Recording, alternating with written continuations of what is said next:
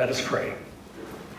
Gracious God, whose willingness to give freely and without price goes far beyond our own comprehension of such generosity, send your Spirit into our midst, that it may teach us the boundlessness of your love, the unlimited supply of your grace, and the non-judgmental nature of your acceptance of each of us.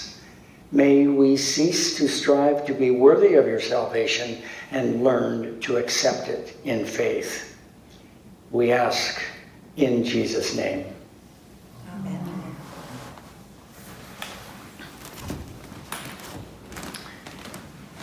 We ended last week at 31b. We have C and D to do.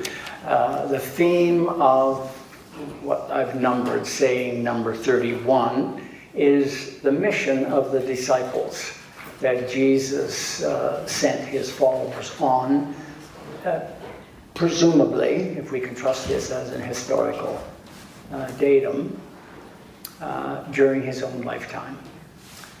The mission of the 70 in Luke is probably not historical, but it did give Luke an opportunity to give us an account of the mission according to Q. Whereas what we have in Mark and in chapter 9, the earlier account of the mission of the 12 in Luke, is the recording of this event in Mark. We dealt with A last week, which was what Jesus commanded as what they should take on the mission. Basically, they should take nothing. It should be an exercise in faith. B was what they should do in the way of locating and treating a host. Tonight, when we start C, we're looking at what they are to do with the towns, the settlements, the villages that they entered.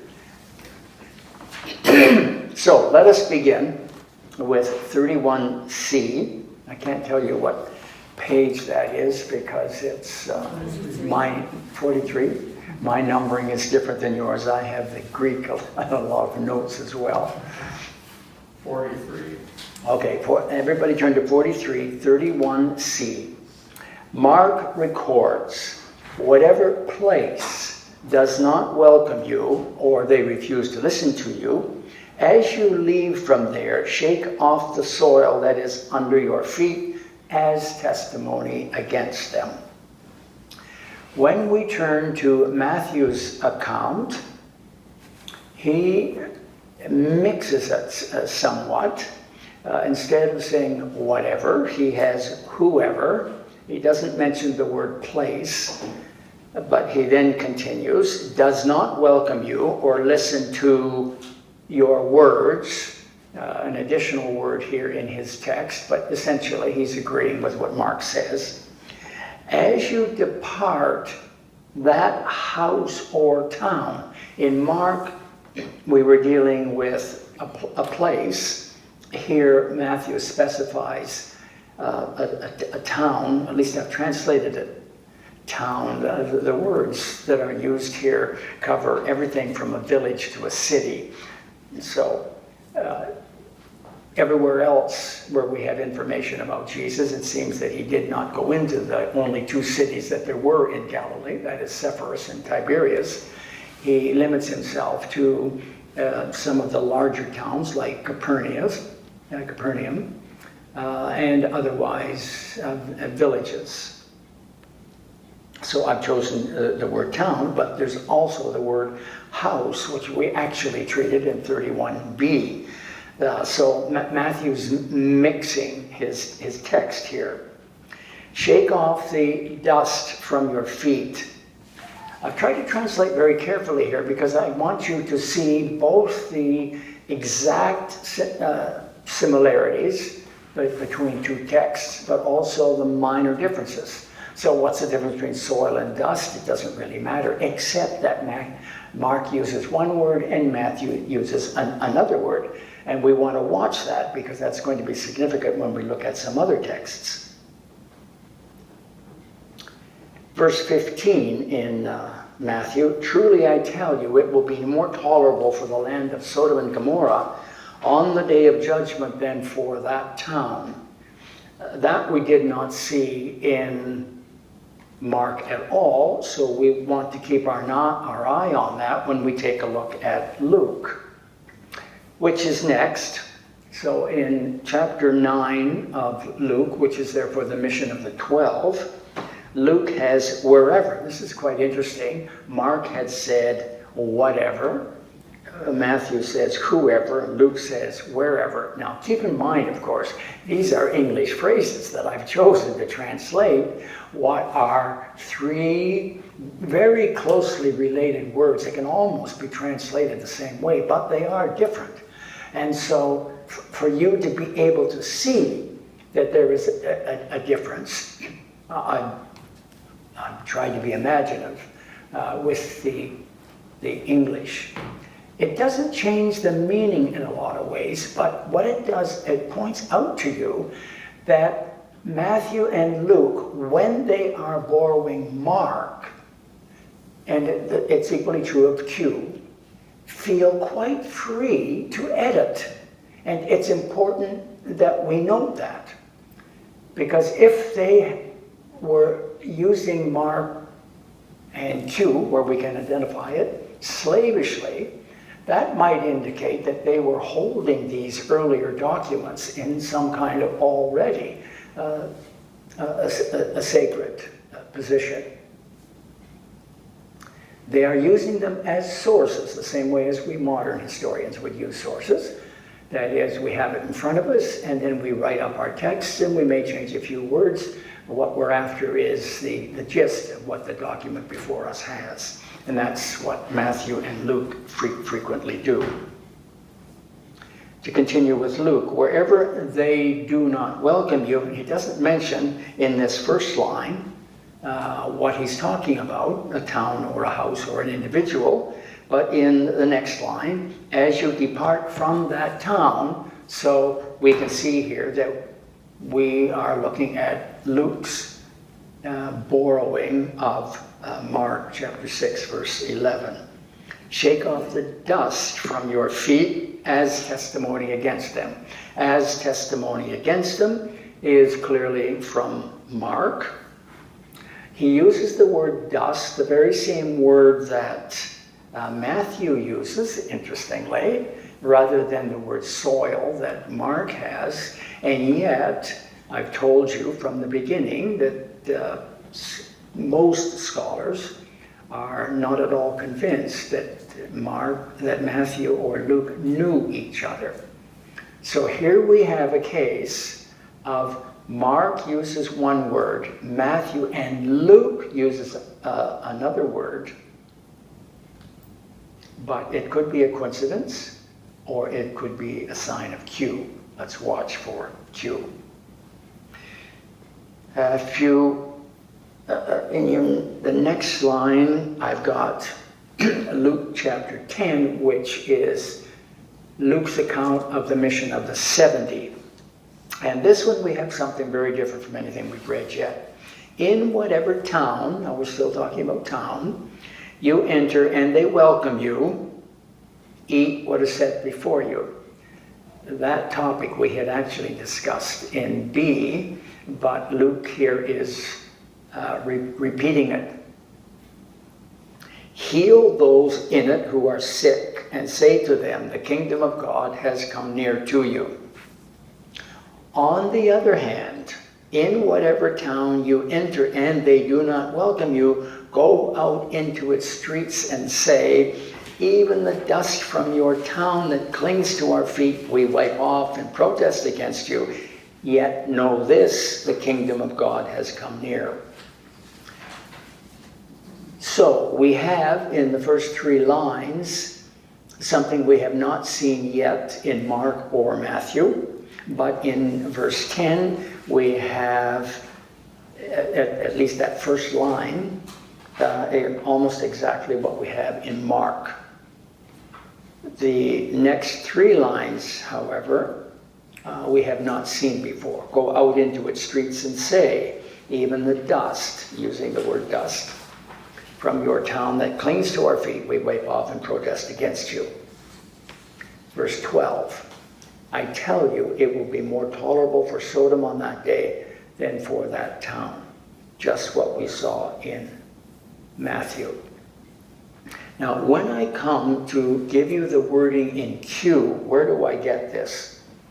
Well, it comes from taking Luke and Matthew side by side and pulling out those words and phrases which are identical. However, I did not do this. The Q scholars have done that.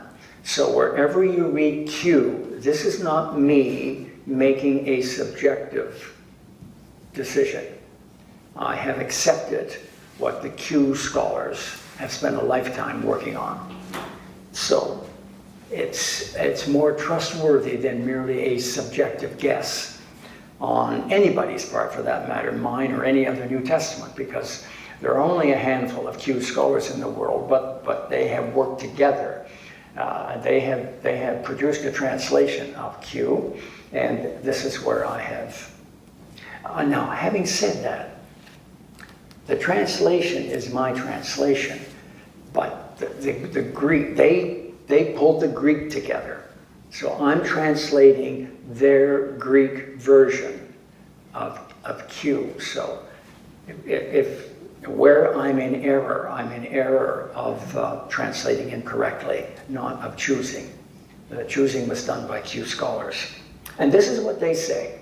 They say that those first 3 lines in Luke, which are not in Matthew, do come from Q. Even though we don't have it in Q, we don't have it in Mark either, and it's in harmony with other Q passages. So Q scholars have said, Luke didn't make it up, and he didn't get it independently. He got it from Q. And whatever town you enter and they do not welcome you as you depart, shake off the dust. Now we know where the word dust came from. The word dust is Q, and that's why we have it in both Matthew and in Luke, but not in Mark. And because it is in both Matthew and Luke, there's no question about I tell you, it will be more tolerable for Sodom on that day than for that town. I debated whether I should spend a few minutes talking about Sodom. You know about Sodom from the book of Genesis, down in the valley. Sodom has received a very bad name within biblical history, but it has an even worse name during the Middle Ages and, of course, right up to the present time. In the prophets, that is, we're talking Isaiah, Jeremiah, Ezekiel, and the minor prophets, they often refer to the wickedness of Sodom and Gomorrah. Whenever they're talking about a place that's irredeemably wicked, it's very few times they say just Sodom. Usually they say Sodom and Gomorrah. The reason for that is because poetry, Hebrew poetry, requires parallelism. So Sodom needs something to go with it, but we don't know of any historical place at Gomorrah. Gomorrah is not mentioned in Genesis like Sodom is, whereas Sodom seems to be somewhere down the south end of the Dead Sea, near where Lot chose his land, and that's why we know that story. And the story in Genesis is a story of these angelic beings who visited Abraham on their way down to examine the terrible stories they heard about Sodom. And when they got there, we have this story, which incidentally is repeated in a different context in Judges, that the men of Sodom wanted to know, in the biblical sense, these male guests that Lot was hosting. while they were there to carry out their investigation. In subsequent Jewish and Christian history, the great sin of Sodom then has been that very act that we use by using its name, sodomy. But when you take a look at all of the passages in the prophets, that's not it at all.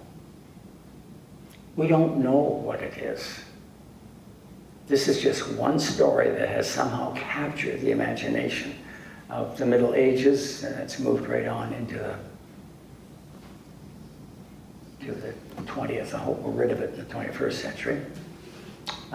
But what I want you to know is that within prophetic literature, the mention of Sodom and Gomorrah is almost always mentioned only in the context of there is no worse sinful place than these places. That's all we need to know. So therefore, when this generation is told that Sodom's going to have a better day on the day of judgment than you, that is saying that the wickedness of the present generation is boundless.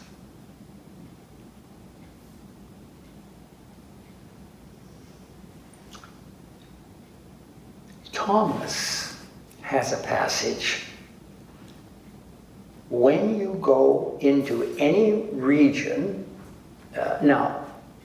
Thomas, the Gospel of Thomas is in Coptic, which is an Egyptian language. It's in Greek letters, but it's an Egyptian language, and I don't read Coptic. So I'm dependent on other scholars. So when they say the word region here, I don't know what the basic word is. But we're not talking about a house. We're not talking about a village or something larger than a village. And walk about in the districts. If they receive you, eat what they will set before you, which is just about identical to what we saw in Luke. And heal the sick among them. And that we saw also in Luke. So that we have a multi-attestation of this phrase. And I can see why the Q scholars then decided that this is not made up by Luke. This is read by Luke from the document Q, which he has spread out on his desk.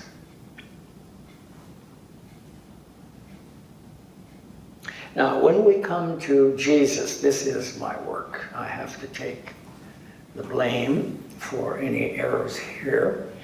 But I have judged on the basis of it occurring in, we're talking 3 documents now. We've got Mark, we've got Q, and we've got Thomas. That's very good. We don't usually have it in so many numbers. So what I've decided is that Jesus said something like, in whatever town you enter and they welcome you, eat what is set before you. In other words, don't worry about the kosher laws.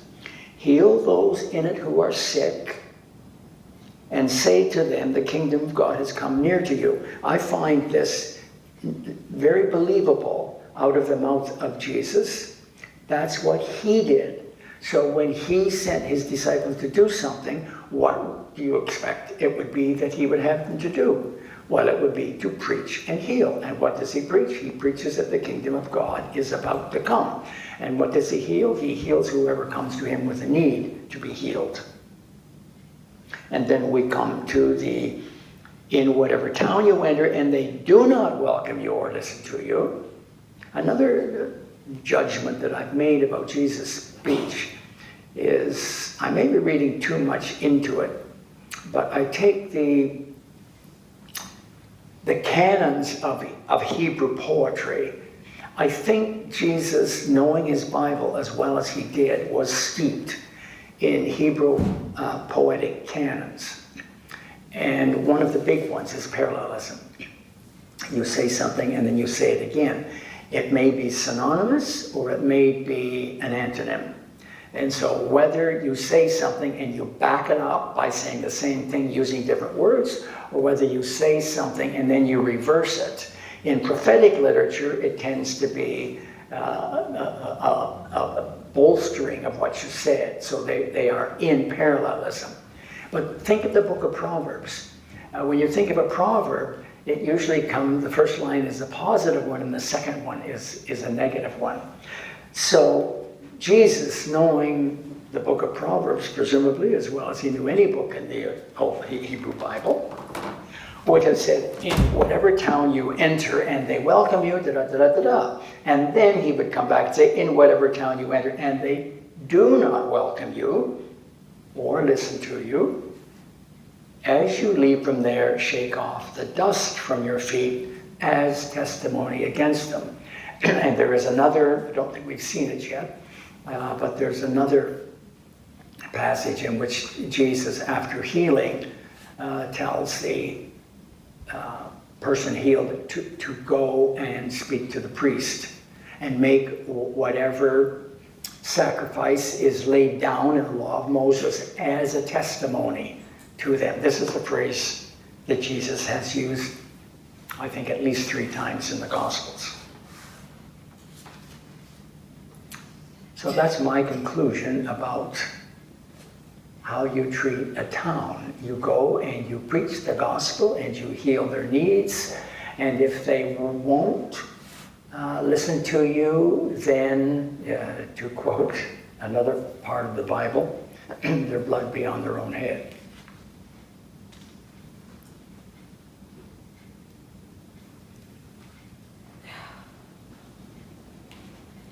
Questions, or are we ready to move to D?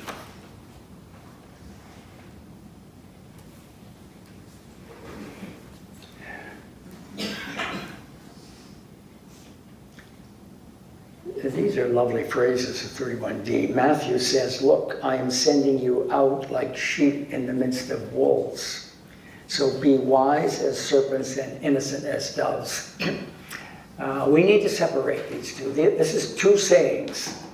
One is to be sent out like sheep among wolves. The other is, so therefore, be wise as serpents and innocent as doves. Again, if this were Hebrew, this would be significant because in most languages, English is one of the few that doesn't put a gender on their nouns. You know from French that most nouns will have be a la or a le. Well, the same is true with Greek and Hebrew. And in Greek, the serpent is masculine and innocent is, doves is feminine. Again, another canon of Hebrew poetry is if you can take the 2 genders and use them in a parallel construction, it contains the idea of totality. So therefore, if you are as wise as the serpent, which is masculine, and as innocent as the dove, which is as feminine, you have all the tools you need. You have a masculine and a feminine. In Luke says, I am sending you out like lambs in the midst of wolves. This lamb in Greek is masculine, and so is the wolf. Whereas sheep in Mark is neuter.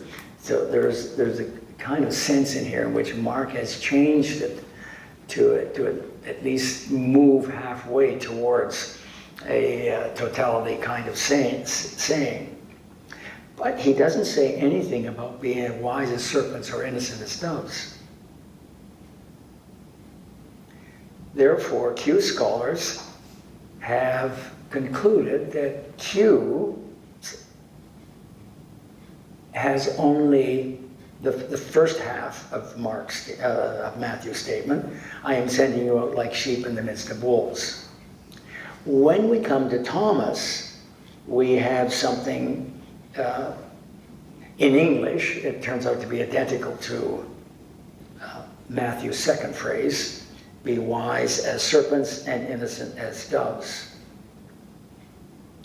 Since the expression in Matthew and Luke, I am sending you out like sheep in the midst of wolves, comes from Q, that's one source. It's not two.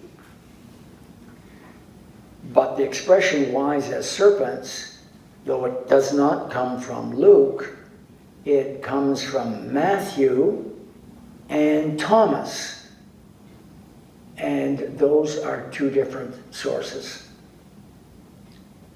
So I conclude, as the Jesus Seminar people also concluded, that the second phrase probably comes from Jesus, whereas the first one does not, or probably does not. The first one is sort of a self-evident proverb. May very well be Jesus spoke it. It's highly unlikely he originated it. And for our purposes, because when this exercise is all finished, the reason we're going about it is because we want to know what Jesus said and how does it relate to how we live out our life. And to be told that, well, Jesus did not originate the saying, I'm sending you out like sheep in the midst of wolves, I find that comforting, quite frankly. But to be told, be wise as serpents and innocent as doves, that's helpful information, even if that's also not original with him. This may very well be a proverb, but probably a proverb that he quoted if we've got it in multiple sources.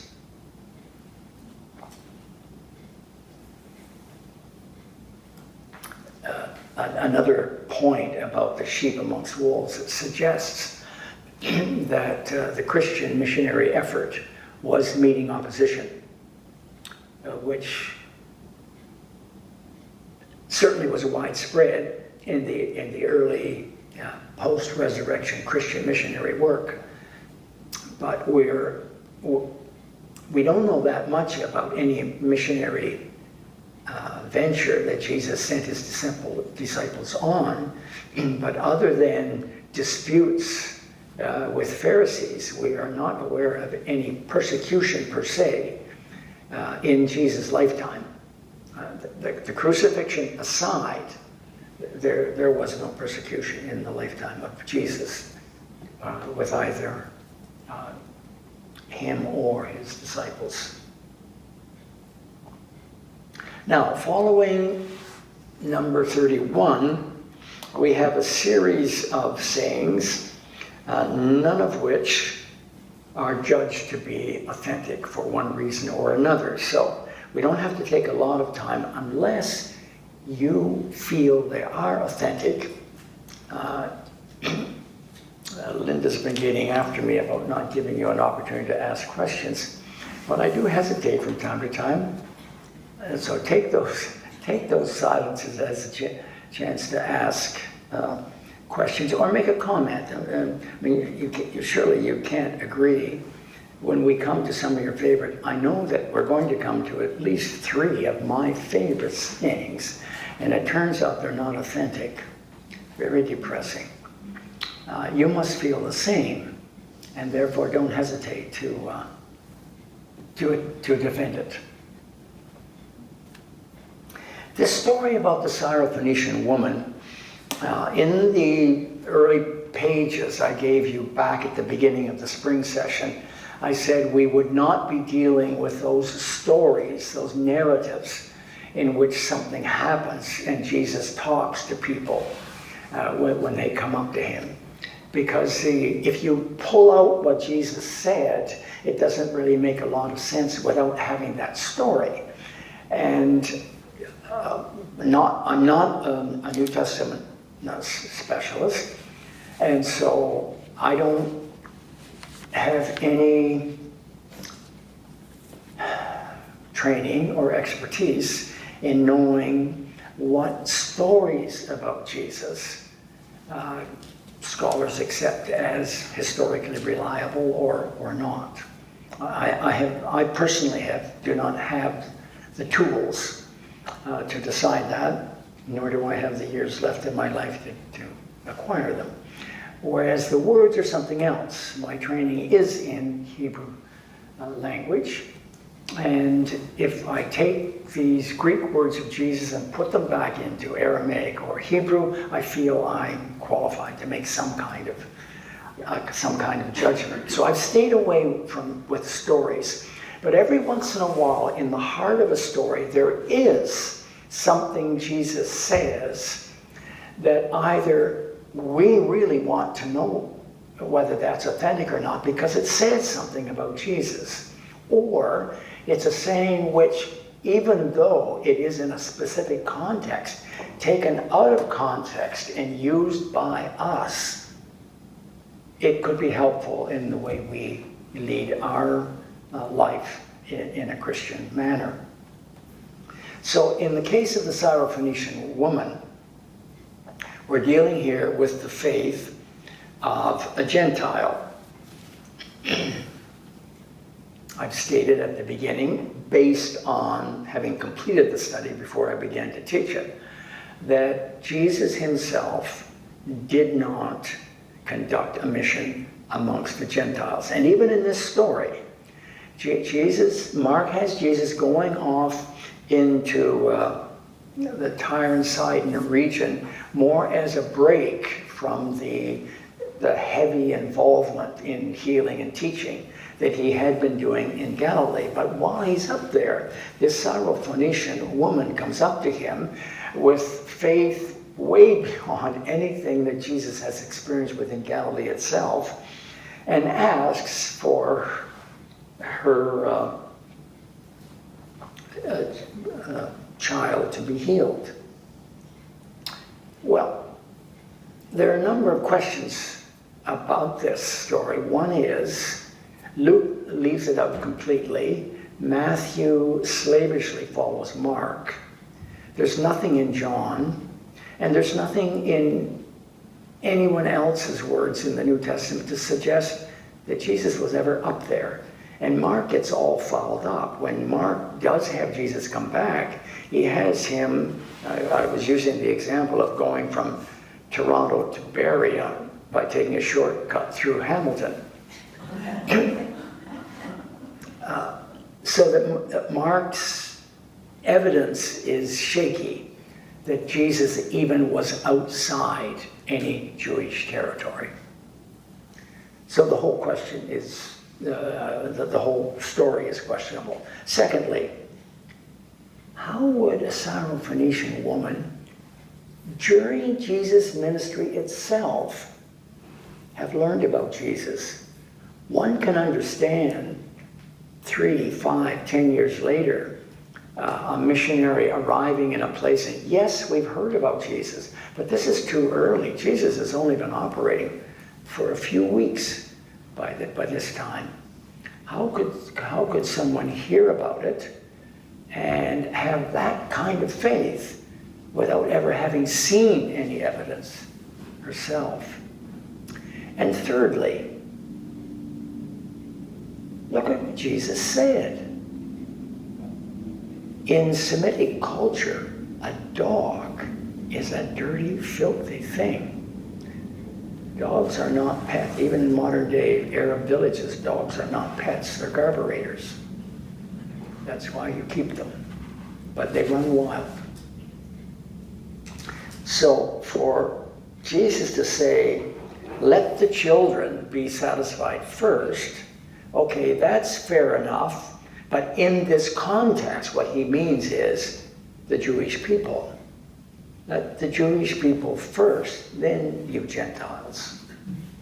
For it is not fair to take the children's food, in other words, my message is for the lost sheep of the house of Israel, and throw it to the dogs. In this context, Jesus is equating the Gentiles to dogs. That has to be an insult of the highest order.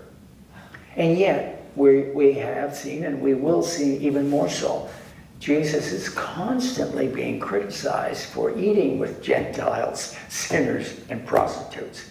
This is not something Jesus would say. So,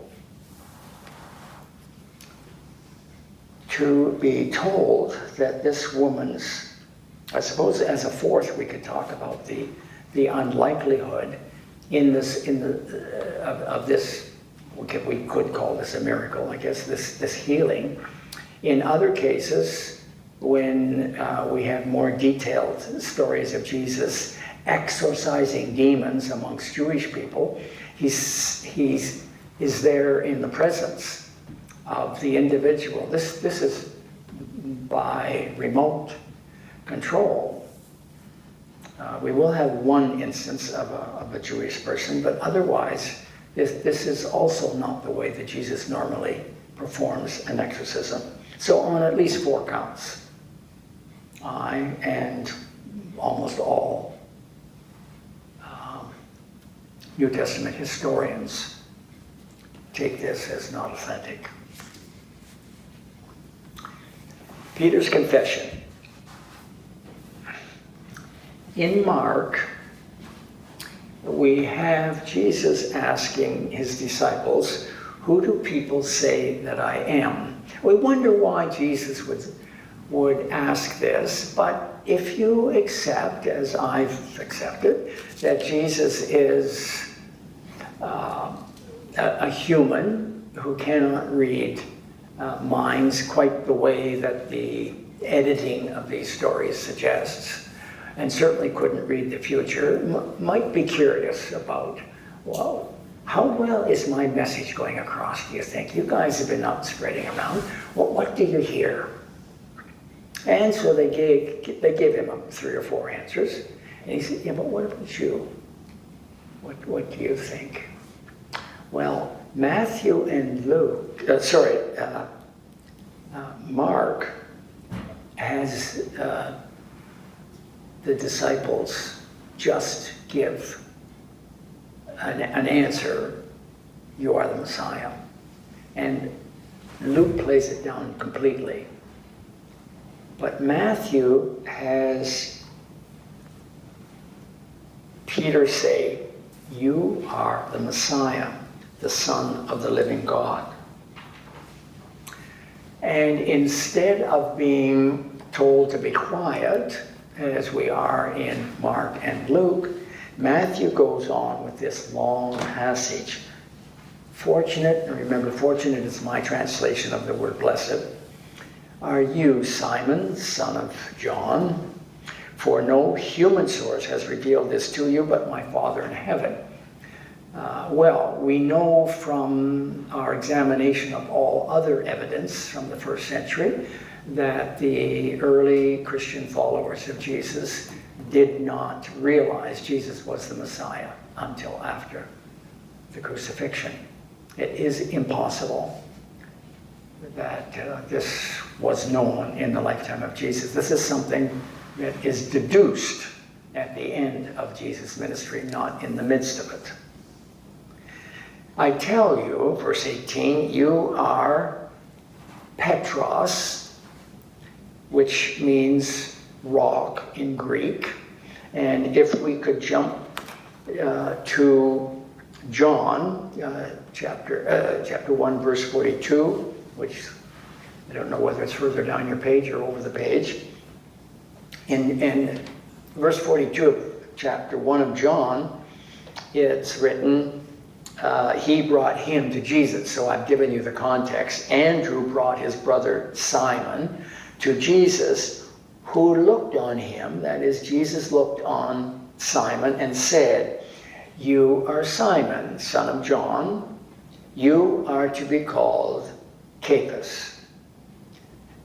Now, we have decided, before our study on the basis of what scholars have told us, that John is not aware of Matthew, Mark, or Luke. So this story is a separate source. That Jesus named Simon Cephas is probably an historical fact. So in verse 18 I tell you, you are Cephas. Remember, Jesus will be speaking Aramaic. Cephas is an Aramaic word which means rock. And on this rock, now, Cephas with an A-S ending is masculine singular. Kepha with an A is feminine singular. So Cephas means a male, something or other, and Kepha will mean a female, something or other. In this context, Cephas becomes the name of a man, and Kepha is the name of the inanimate object, rock. So I tell you, you are Cephas, and on this Kepha I will build my, and in Greek, ecclesia.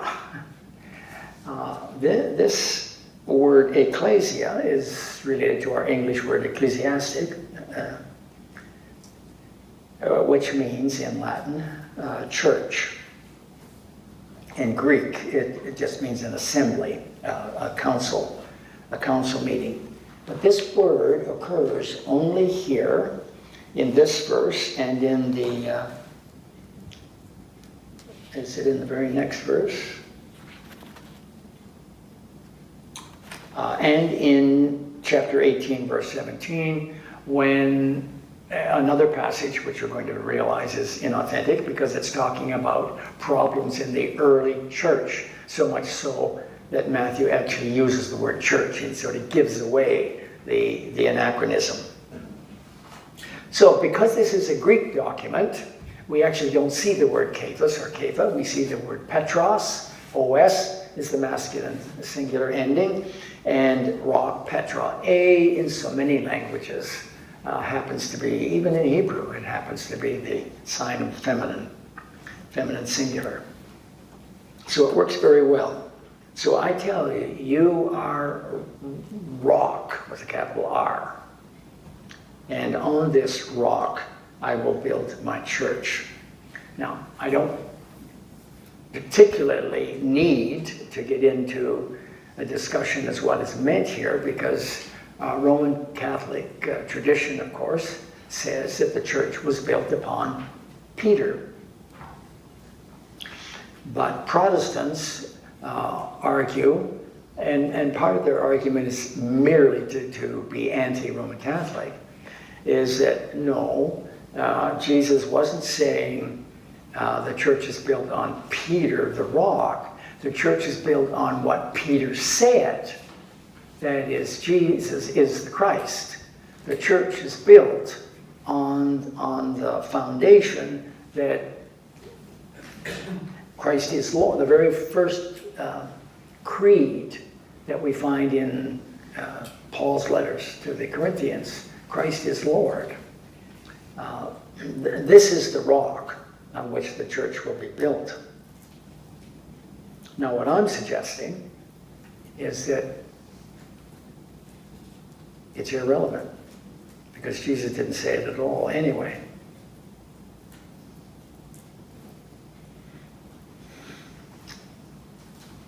Even the gates of Hades will not overpower it. This is a leader in the church. Matthew is writing 45 years after Jesus died. They are on the verge of having bishops being quite organized. He's using the word church itself. And there are differences. If I don't make it tonight, we'll make it next week, about whether John is Elijah or not. We know now so much more better than we knew, say, 50, 60 years ago, that the differences amongst both the Jewish groups and the early Christian groups were quite different. The followers of John were rivals to the followers of Jesus for a couple of generations. And that colors what the Christians say about John. We'll talk about that later. So what Matthew is doing here is defending the superiority of the teachings of Jesus that his community is presenting. This is unique to Matthew. This is not Mark. This is not Q. We don't find it in Thomas. We don't even find it in Paul. This is Matthew, and Matthew only, and it does not fit the lifetime of Jesus. Verse 19, I will give you, and this is in the singular, because in the context, he's speaking to Peter. I will give you the keys of the kingdom of heaven. And what do these keys mean? Well, what he says is, whatever you bind on earth will be bound in heaven. That's what keys are for, to bind and unbind. Whatever you loose on earth will be loosed in heaven. Well, in Matthew 18, verses 18,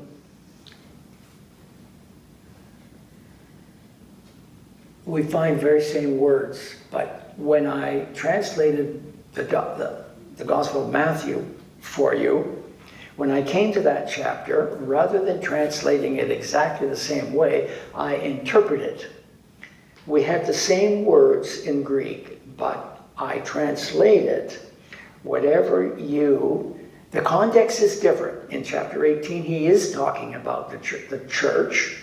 Remember this other place where the word church occurs. And so it's plural. So what he had said, what Matthew had written about Peter in chapter 16, he's saying again in chapter 18, but he's moving it from the singular to the plural. So what Matthew says Jesus gave to Peter, he gives also to the church.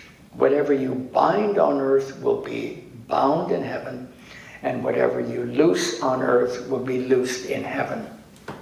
But in an attempt to explain to you what he meant by that, I've interpreted. This is not a literal translation.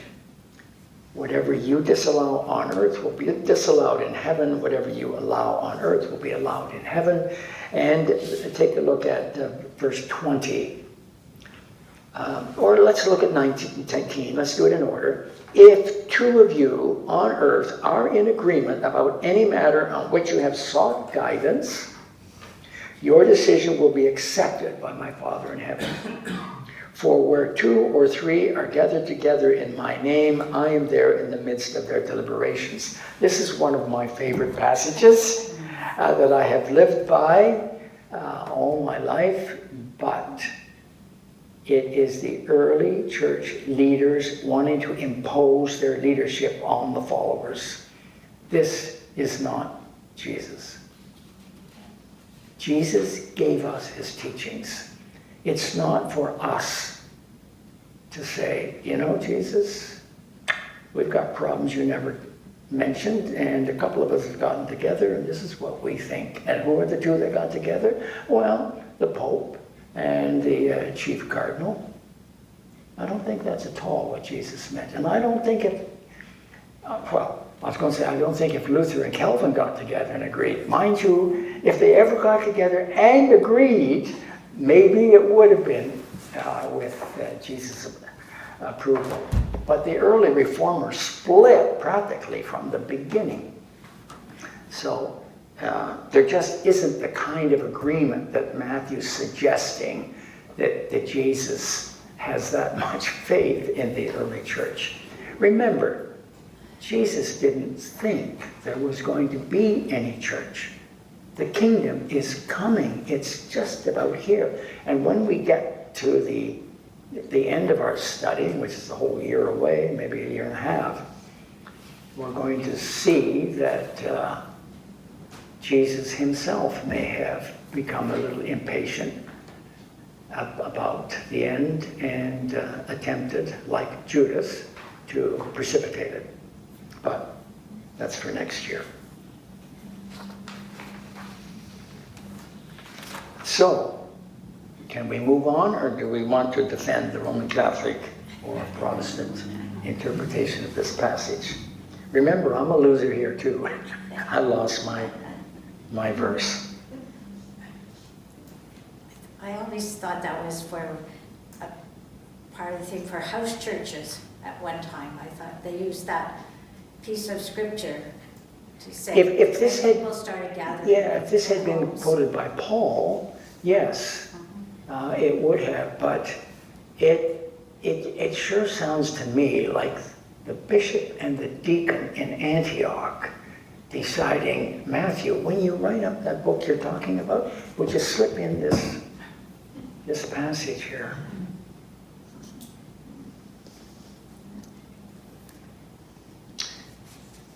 Okay, now we come to the Passion predictions. Mark gives 3 of them. They all come at the end of chapters, chapter 8, 9, and 10. And in fact, later scholars who broke up the text into verses worked out very nicely. They even gave the same verse numbers to these predictions, so they're very easy to find. And there are minor differences between them, but basically they're all saying the same thing. And then Mark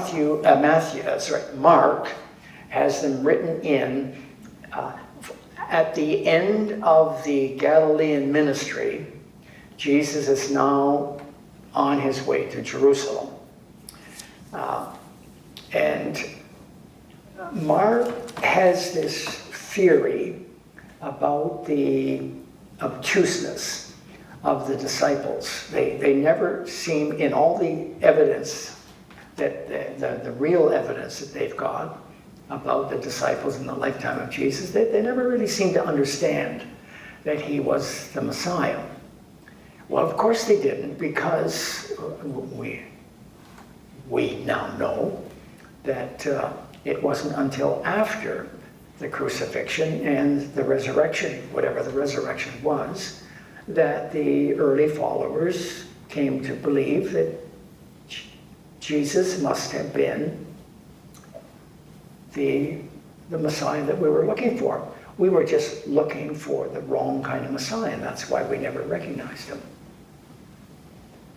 And Mark finds this inexcusable, but at the same time he wants to defend the disciples. So when we come to the parables, we're going to see that Jesus says, Mark has Jesus say the precise opposite to what we expect. That is, I tell them in parables so they won't understand. Well, you tell stories in parables so they will understand. This is Mark. And he's followed by Matthew, and to a lesser extent by Luke. So this is an attempt to explain why the disciples didn't really get it.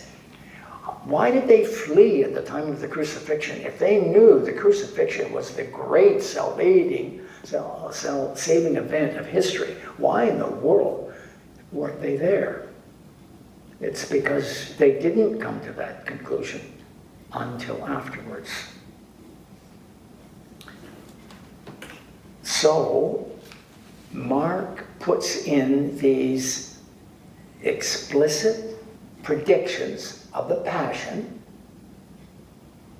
and then follows it up in each case by having Jesus say, "Now don't tell anybody."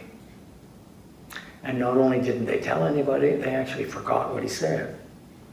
So I had to do it second time, and a third time. And as Mark gets them closer to Jerusalem, he gets even more specific. So that by the third Passion narrative, there's nothing in Hebrew scripture that indicates the specificity that we have in the third Passion prediction. This is written up after the event. They know what happened, and that's why Mark can write it up the way he does. Okay, so let's take a look. Passion prediction number 1, Mark chapter 8, verse 31.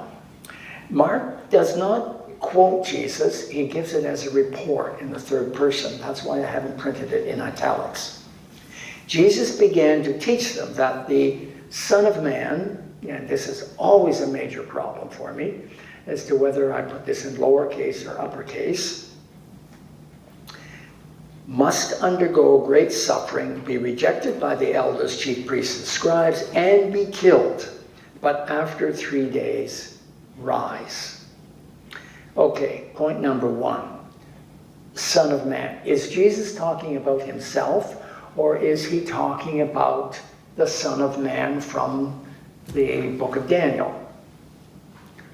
Well, he can't be talking about the Son of Man in the book of Daniel, because nothing is ever said in Daniel, and certainly nowhere else in the Bible, that that character from Daniel is going to be to suffer, to be rejected, and to be killed. So if these were authentic words of Jesus, he must be talking about himself, and that's why I've written the lowercase s and m. Because when we go to Matthew, I'm going to come back to Mark, but if you take a look at Matthew, from that time on, where this story is recorded, Jesus began to show his disciples that he must go to Jerusalem. So Matthew certainly thinks that Mark means Jesus to be talking about himself. But by the time Mark's writing, the church has thought for decades that Jesus is the Son of Man. After the crucifixion, the followers of Jesus, I don't like to use even Matthew is using the word church in the first years that it's legitimate. The early followers of Jesus came to believe that Jesus himself was the Son of Man that Jesus talked about. Son of Man that Jesus talked about was that character in Daniel chapter 7. So in those few cases when Jesus talked about himself as an ordinary human being, using the Aramaic expression Son of Man, the early church was able to use those expressions as proof that Jesus thought he was Son of Man. And so now, whenever we have passages where Jesus might have meant himself, the church understands it as that character from Daniel. I'm going to say more about that character later.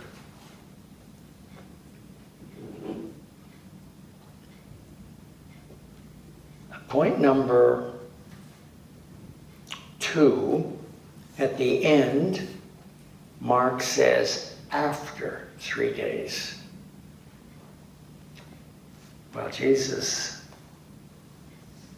the resurrection took place, less than 48 hours later.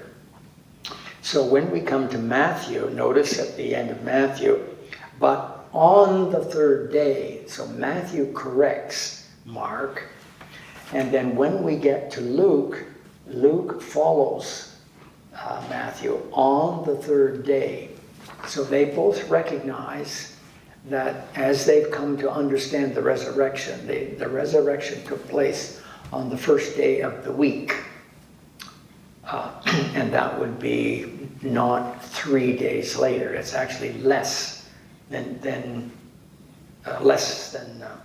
2 full days later. Point number 3, Mark says, but after 3 days, rise. That is to say, he will rise. The later Christian theology argued that resurrection on the part of anyone, including Jesus, was at the hands of God. And so in Matthew, you'll see, he says on the third day, be raised. And Luke also. It doesn't show up in your English translation, but in the Greek, Matthew and Luke have a different word for rise than does Mark. So even though, notice Passion Prediction number 1, I've said that this comes from Mark, does not come from Q. Q does not get that far. Q never talks about the passion, the crucifixion, or the resurrection. Q is only interested in the teachings of Jesus. So we only have Mark. Yet, Matthew and Luke agree, even though we've said they don't know each other. So what they're doing is correcting Mark. Not 3 days later, Jesus rose. On the third day, Jesus was raised. Now, let's take our break, and we'll come back to number 2 and 3, I hope, a little more quickly.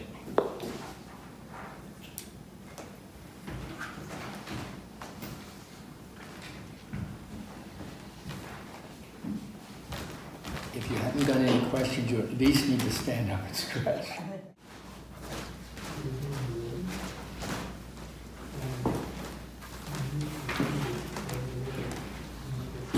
Between Passion Prediction number 1 and number 2, we have Peter's reprimand.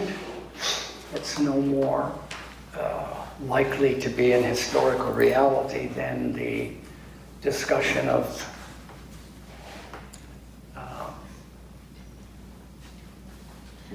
the passage that Matthew has elaborated. The reprimand following Passion Prediction number 1 is Mark's way of justifying why the disciples did not understand. Peter, on hearing, according to Mark, Peter, on hearing that Jesus would suffer, said, not a chance, I'm not going to allow it.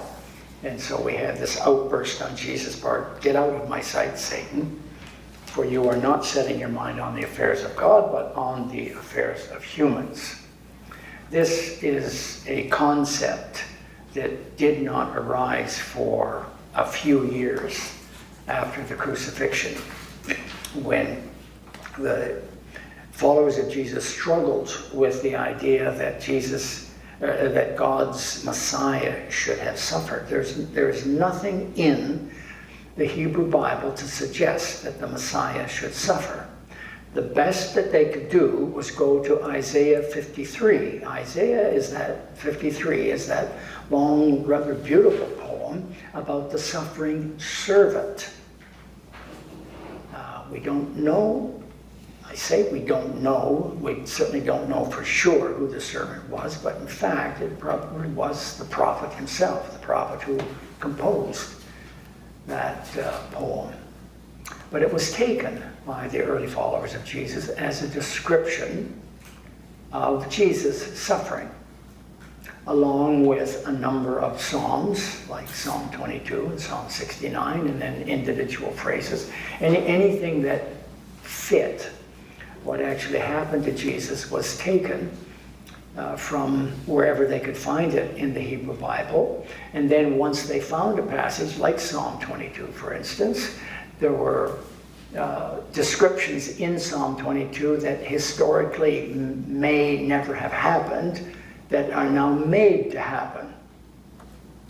And so that the whole description of the suffering of Jesus at the time of the crucifixion is possibly an elaboration beyond what actually took place. We do know how the Roman authorities dealt with people who were condemned to crucifixion, and what we read about Jesus doesn't ring true. But That's at the end of our study. Matthew quotes Mark, but he tones it down. You don't see it in the actual words, but in the context. He's making the disciples out to be obtuse, not because they haven't got what it takes to understand, but because Jesus himself said, don't spread the word yet. So we come then to Passion prediction number 2 and 3. 2 is not much advanced over 1. Mark says the Son of Man is to be betrayed into human hands. That's his only new addition. And he is putting the words into Jesus' mouth, whereas he merely reported them before. They will kill him, but after having been being killed 3 days later, he will rise. He hasn't changed his timing or the voice of his verb. He still has an active voice. Matthew, taking the same passage, says the Son of Man is going to be betrayed. This is more imminent. The word used suggests that it's just on the verge of happening. And with the correction, on the third day he will be raised, he says pretty much the same as he had said in the second prediction.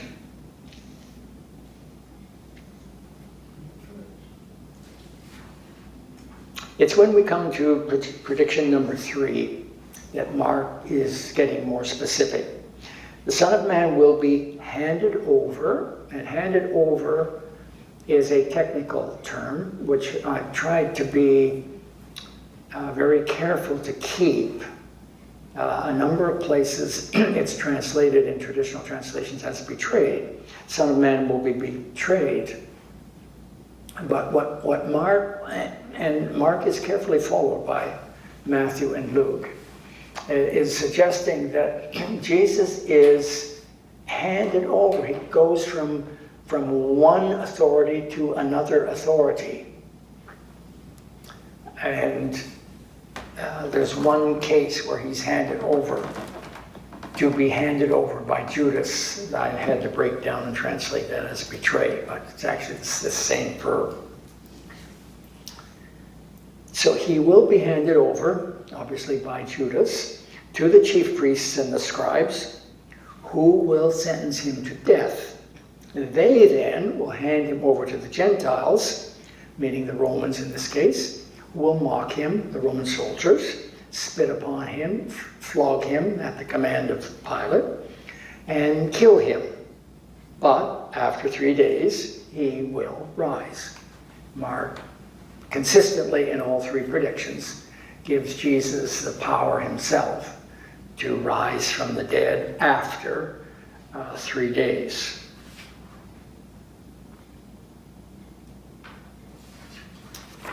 Matthew, following Mark, this is his only source. Instead of saying killed, says crucified. So what we're looking at here is just a summary of what later tradition said actually happened, with the correction that it was on the 3rd day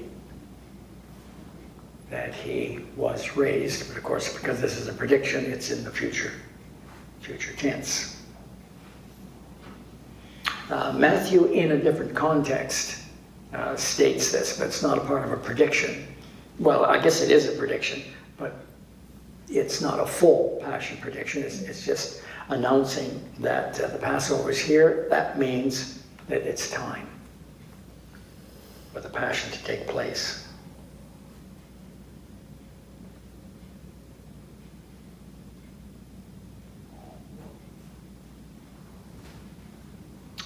Luke adds the word insulted, verse 32, for he will be handed over to the Gentiles, mocked, insulted, and spat upon. After they have flogged him, they will kill him, and on the third day he will rise. Luke has slipped. He's using Mark as his source, and he's used the very same. He's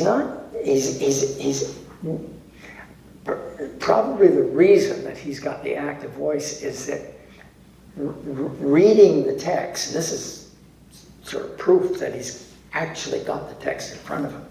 He's not using the verb that he used in his own prediction number 1 and 2. He's using Mark's verb, the very word that Mark used, remember, which was different from Matthew and Luke in prediction number 1 and 2. Luke has spelled out more carefully what Mark hinted at, that everything that is written through the prophets about the Son of Man will be accomplished. And what Luke is clearly talking about is Isaiah 53, because that's the only place in the Hebrew scriptures where any kind of deliverer is going to suffer. It's going to be well, we actually call him the suffering servant. There are 4 poems in between Isaiah 40 and 55. There are 4 poems that deal with the servant, and as they move from the first one to the last one is the whole chapter, 53, 12 verses, which is the servant being treated in exactly the way that Jesus was treated according to Christian tradition, but not the Messiah.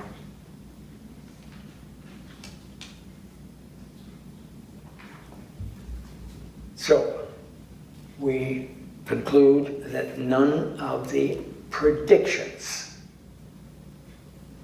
come from the mouth of Jesus.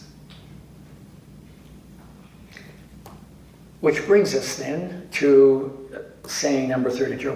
We seem to be moving very slowly. Last week we started saying number 31. Today we're going to start 32, whether we finish or not. And then after 32, we've got 4 more inauthentic sayings. So it'll be next week before we get to 33. And here I optimistically am thinking we're going to be finished by December of 2023. And we've got 124 sayings that are numbered. Altogether, there are more like 200. What holds the ABCD sayings of 32 together is this matter of life. And that brings us back again to this word, psyche. What does psyche mean? If we translate it as soul, it means one thing. And if we reject the whole idea of soul, then what we are talking about is something about an individual which can be separated by the merely physical. That is, we do have a body. The body dies and the body decays, and we can do a number of things with the body. But what about the person?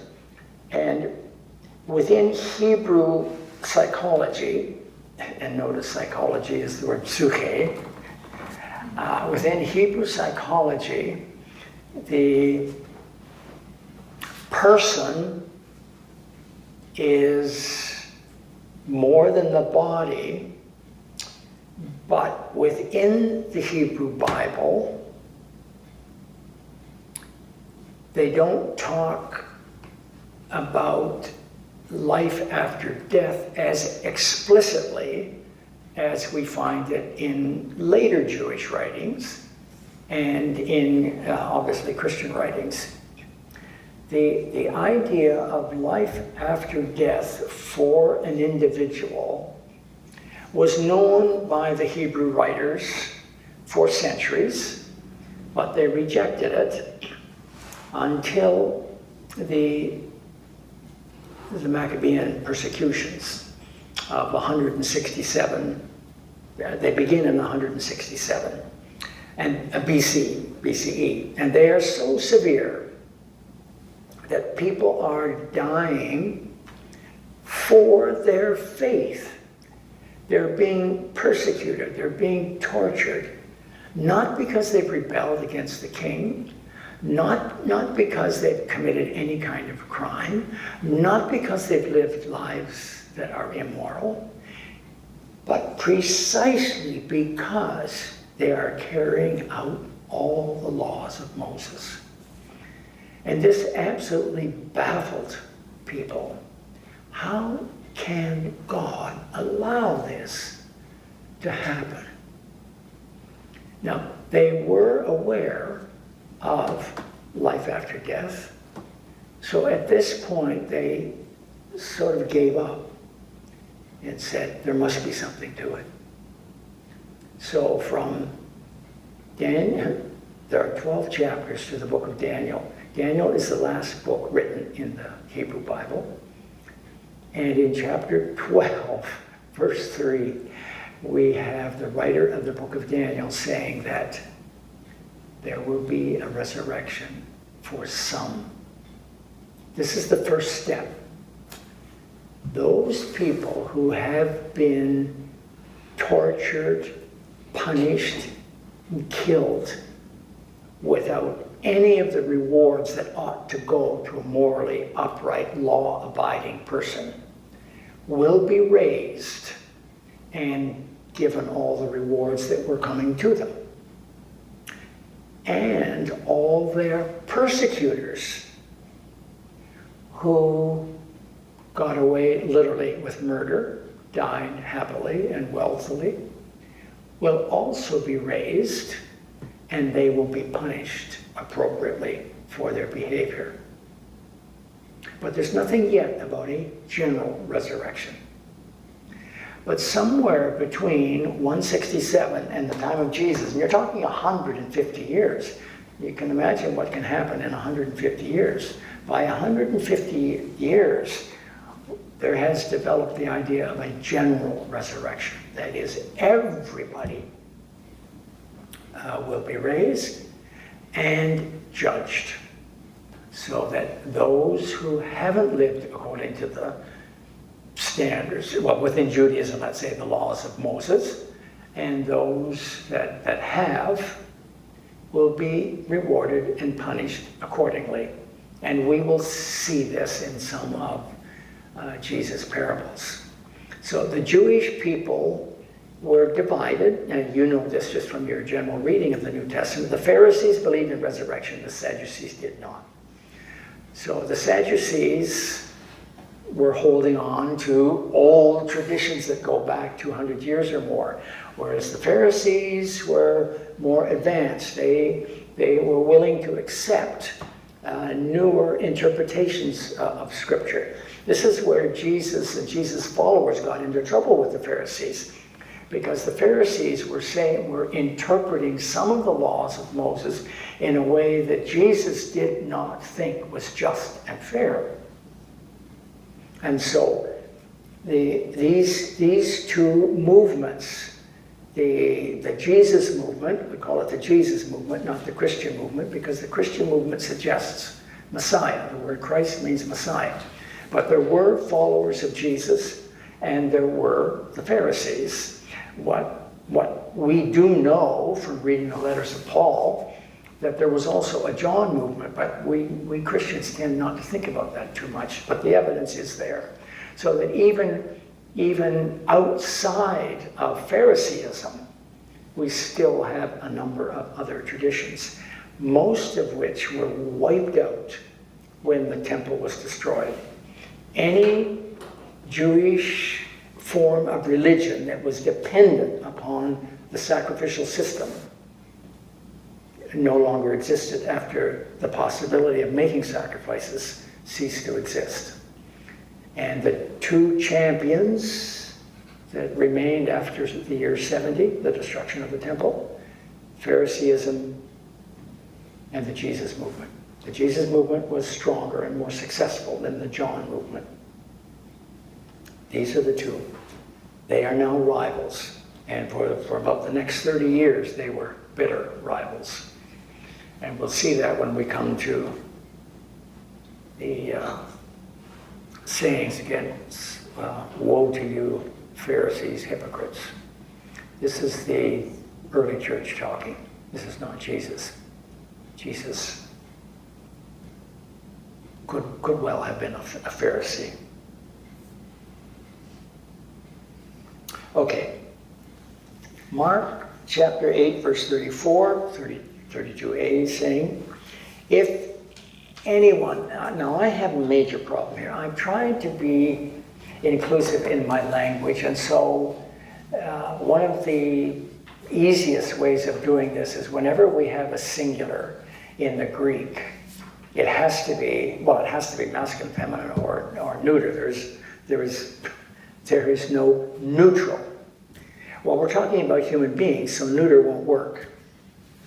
And throughout the history of the human race, it seems that where it doesn't need to be specific, it might as well be masculine. And as people a generation, male chauvinists a generation ago would say, that when I say man, I mean everybody. Yeah, well, that wasn't very satisfactory at the end of the 20th century for a number of women. So we've tried to do a number of things. And one of the ways around this is that where in the Bible, whether it's Hebrew or Greek, we have a masculine singular, but you know by the context that it's for people generally, we'll just use the plural. And that, because in English, we don't make a distinction. When we say they, you don't know whether I'm talking about humans, but you don't know whether I'm talking about a group of men or a group of women or a mixed group. So that works nicely. But as soon as we've got a singular, we have to make a decision. And yet, there are times when we really need to know that Jesus is using the singular. So when I say Jesus, no, I mean the writer. Because the whole issue is, did Jesus say it? So Mark writes, if anyone, it's singular, but I didn't want to say one, because if I say one, then in the next sentence, I'm going to have to say he, she, or him or her. If I just say any want to follow after me, let them deny themselves, take up their cross, then follow me. Well, it works here, but in what we're going to be doing, I don't think we'll get to it till next week. I've got a passage that's just driving me crazy because I can't I can't put what we have in Mark and what we have in Luke together without breaking down and using the singular consistently where the single is there. So I'm sort of preparing you for saying, I'm going to break down at some point and I'm going to call a he a he.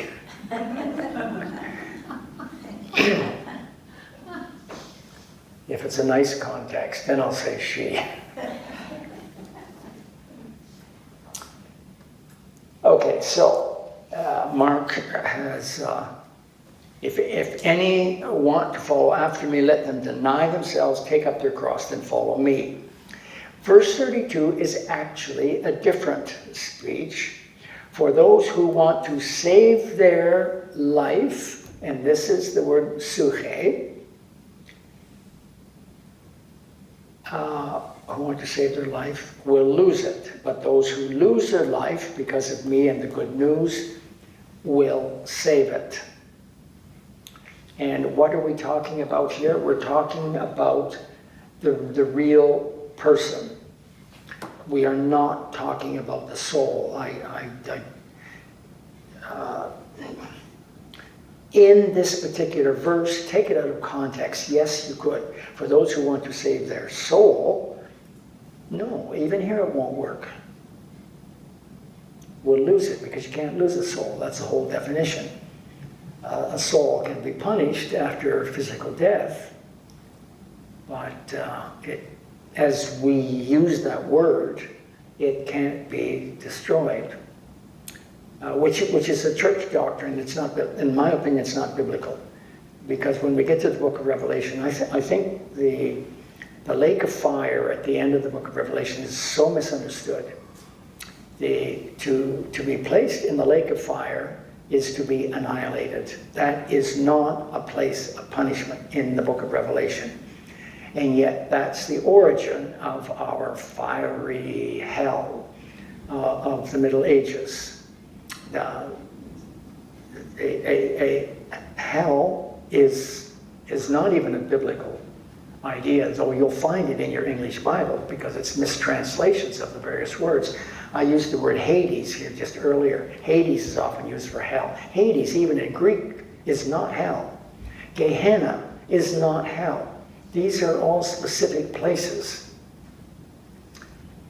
And in the book of Revelation, those the chief demons and those humans who absolutely will not come around will be, I'm adding the word mercifully, thrown into the lake of fire. Not to be punished, but to be burned up. That the fire never ends, of course, is because we need it, not because punishment is eternal. The Hebrew language doesn't understand the word eternal. You can't say it in Hebrew. Matthew, if any want to come after me, different word, then follow, but otherwise the same. Let them deny themselves, take up their cross, and follow me. Then, the second phrase, for those who want to save their life will lose it, but those who lose their life because of me will find it. Two changes here.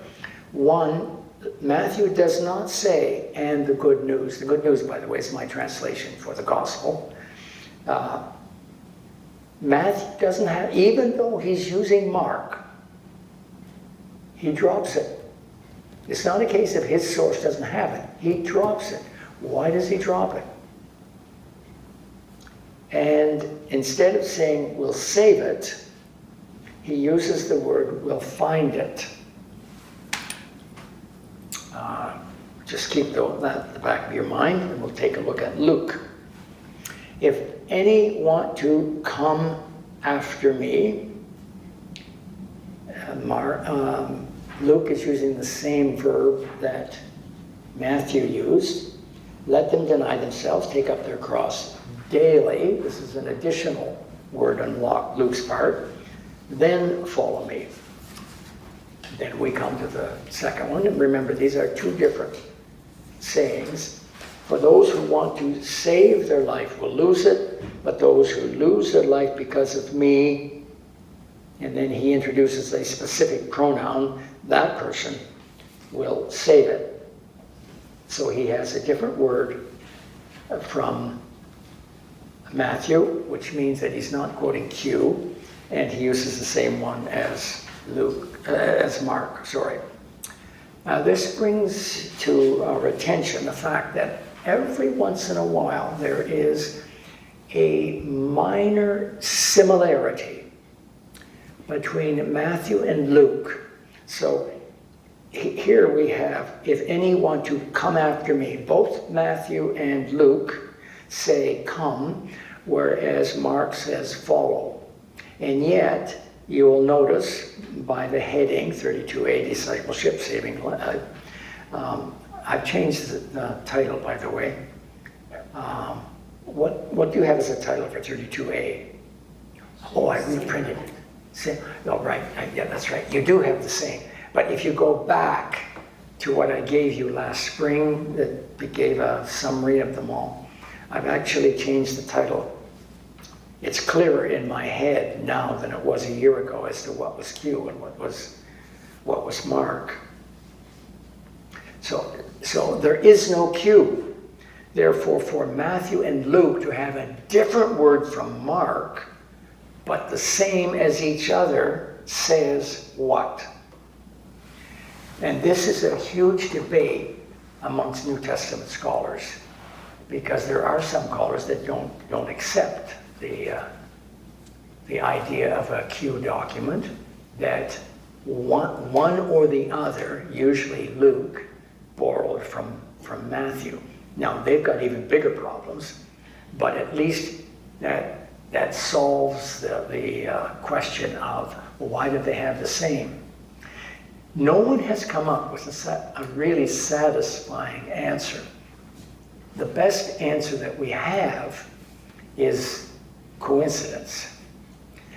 And that's not a bad answer, because if you've got a saying, let's take a class of a dozen people, and we've got something on the board, and then we ask everybody, okay, don't look at your neighbor's sheet of paper, give me, say in your own words what is on the board, but don't use the words on the board.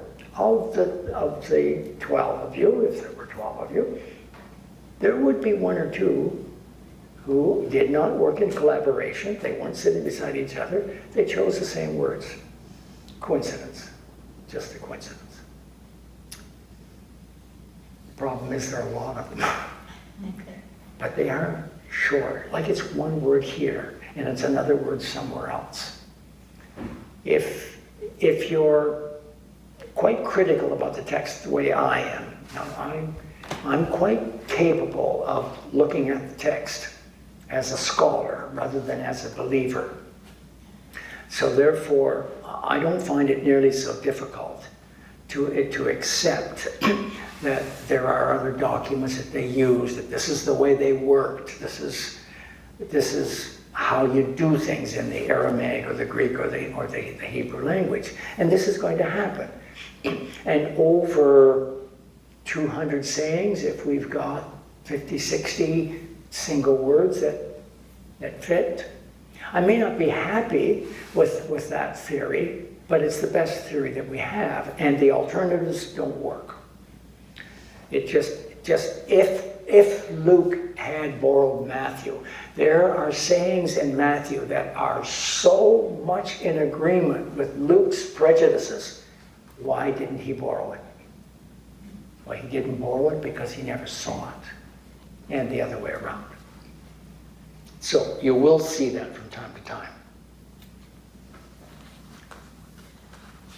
When we take a look at John, John says, those who love their life lose it, but those who hate their life in this world will keep it for eternal life. Now this is in a context in which Jesus, in one of his long speeches to his disciples towards the end, is making certain statements. This is not really even the same as what we've got from Mark, but it does help us decide about the authenticity of the "because of me" that we see in Mark. Mark said they lose their life because of me and the good news. Well, Matthew and Luke both drop the good news, but they keep the "because of me," which makes sense in the early years of the followers of Jesus following his death. But did Jesus say it? Jesus might have said it, but if he said it, it would almost seem like he kind of knew what was going to happen afterwards. But we've got John to control it for us. Here's John, who is writing along the same lines, and he does not have Jesus saying they will lose their life because of me. He does not include "because of me." Therefore, I take Mark's second statement in verse 35, minus the two causes, me and the gospel, as more or less as Jesus gave it. So under Jesus, those who want to save their life will lose it. Now, those who struggle, keep their mind on saving their life, in the end will lose it because their goals and motivation and the modus operandi are wrong. But those who lose their life, gives no specific reason how they lost it or why they lost it, will save it. So I have just a little question. Yeah. So those who hate their life in this world will keep it for eternal life. So what kind of life is that? Is that kind of like a hell? Yeah, well, this is John. This is not in the Synoptics. So I just said a few minutes ago that the Hebrew language isn't even capable of saying eternal. The Greek word that is used here, which was not used by Jesus, because I'm taking this, I'm not even using the Gospel of John, because in John gives speeches, long speeches, 2 and 3 chapters long. One doesn't memorize, even the ancient memory doesn't do that sort of thing. And the theology is a theology of the end of the first century. It's past Paul. So I don't take, I shouldn't say I don't take anything. I take next to nothing from John as being authentic, unless it's also in the Synoptic Gospels. Now, in answer to your question, in the Greek equivalent to eternal life is age. It says into the life of ages. So we have past ages, we have the present age, and we have future ages. Even the Greek is not talking about eternal. In Latin, our English word is really a Latin word. E would mean not time. So eternal means outside time, which in a modern context we would mean sort of heavenly, beyond physical life. But the Hebrews couldn't think that way. They could understand the end of history and then something happening all over again they could understand something after the end, but they couldn't understand something outside of time. And so this I didn't really translate this. John, I've just taken, I think that's NRSV. Eternal is not a word that I would use to translate anything in the New Testament. However, I could translate everlasting. See, when John has Jesus talking to Nicodemus in chapter 3, and the woman, the Samaritan woman at the well, chapter 4, and he's talking about this qualitatively different life. Even Nicodemus, remember, this learned scholar is having difficulty following what Jesus is saying. Because I say Jesus because it's the writer is playing games with Nicodemus's mind. He's using Greek words with two meanings, and he gives it to Nicodemus, knowing Nicodemus would take it the wrong way, and that gives Jesus a chance then to come back in with what he means. And so if you take everything in John together, it looks as if there is, do you want me to go from the right to the left? You're born physically and you die physically. That we understand. But John says, through the mouth of Jesus, that at some point between physical birth and presumably physical death, there is spiritual birth. And that's what he was talking about to Nicodemus. Nicodemus, what? We have to go back into our mother's womb? No, I'm talking about a spiritual birth. You need to be born from above. It's a heavenly birth. It's a spiritual birth. So, at some point after there's another birth. But within John, when does it take place? Does it take place between here and here? Or can it take place here? Secondly, if, and we hear Paul's words, if there's a physical birth, there is a spiritual birth. Well, if there's a physical death, can there be a spiritual death? And this is where our lake of fire comes in. So for John, there is physical birth, physical death, spiritual birth, spiritual death. Where is spiritual death going to take place? Here, or at the same time as this, or outside time? That's beyond what we're doing here, but you asked the question. Thank you.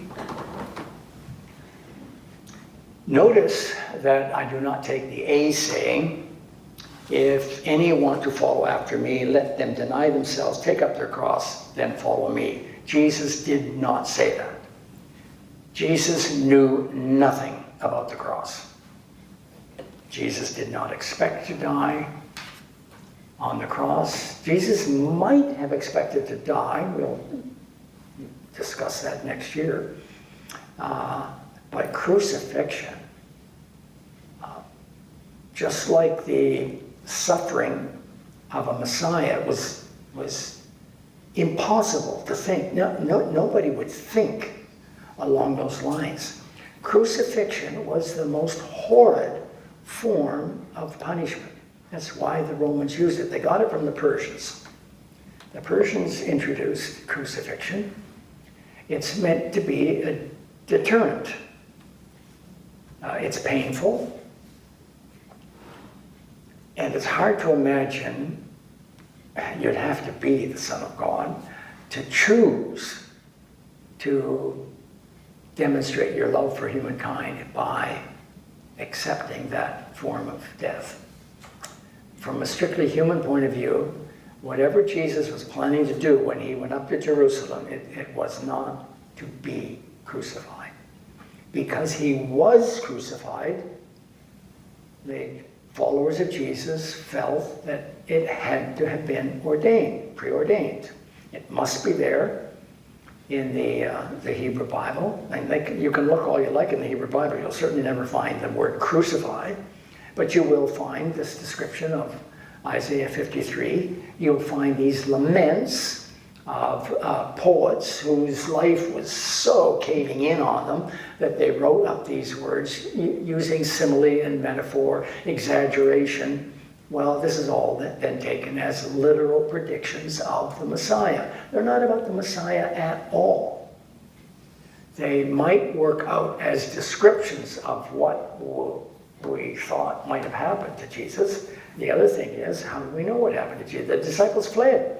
Who are the eyewitnesses? Who is it that's telling us what happened at Jesus' time? So, by the time that Paul and others can talk about at their own cross, we're well past the crucifixion itself.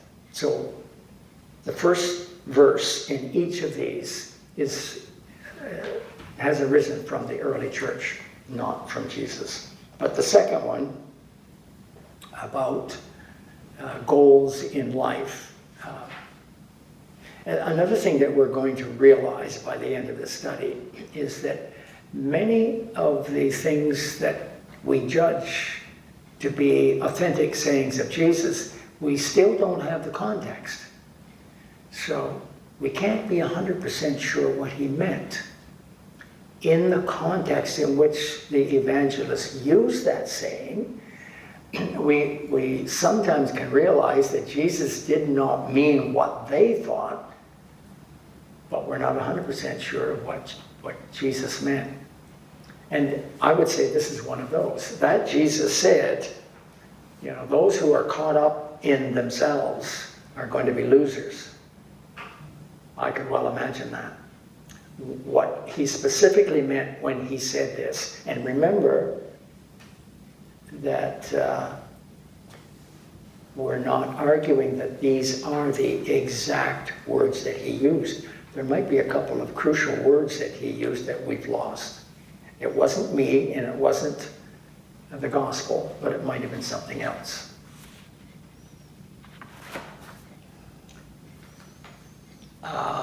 Let me take B, because this is the same as A, but it's Q. So where Mark had talked about losing and saving, Q talks about preserving and losing. So since it's almost 9 o'clock anyway, let me quickly, in Matthew, notice we have no Mark here because this is Q. Whoever does not take up their cross and follow after me is not worthy of me. Luke says, whoever does not carry their cross and come after me cannot be my disciple. So they're similar, but a little bit different. So the Q scholars have judged. The difference between Mark and Q is that Mark is positive. If any want to follow me, take their cross. Q says, whoever does not take their cross, certainly, obviously it will not be a follower, but they also will not be worthy of me. And then we come to the second one. Those who find their life will lose it, but those who lose their life because of me, Matthew says, following what he had said when he borrowed from Mark, will find it. Luke separates those two, which again proves these are two separate sayings. I mean, the one about the cross and the one about a life.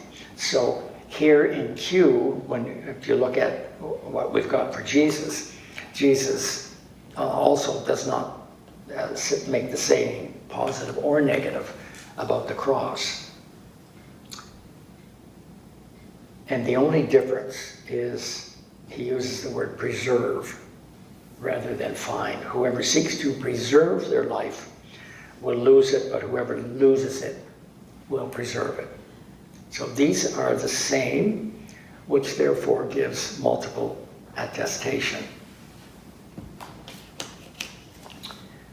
As we did last week, we got halfway through, so we'll do C and D next week. Let us pray. Lord, God of all generations and creator of the world in which we dwell, you have not thought it unworthy to enter into a more intimate relationship with your creation. As we rediscover the promises you made to our spiritual predecessors, may we be made more fully aware that you are our God as well, and that the faithfulness you showed in their day is wholly available to us today. We ask it in Christ's name.